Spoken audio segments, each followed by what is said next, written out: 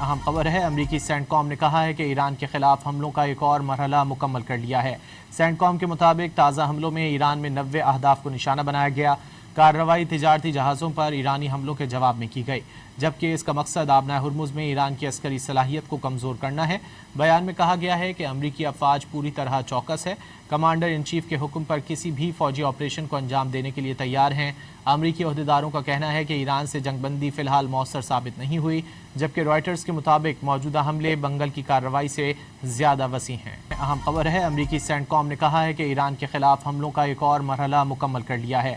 Saint کام کے مطابق تازہ حملوں میں ایران میں 90 اہداف کو نشانہ بنایا گیا۔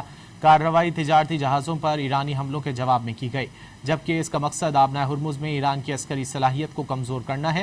بیان میں کہا گیا ہے کہ امریکی افواج پوری طرح چوکس ہے، کمانڈر ان چیف کے حکم پر کسی بھی فوجی آپریشن کو انجام دینے کے لیے تیار ہیں۔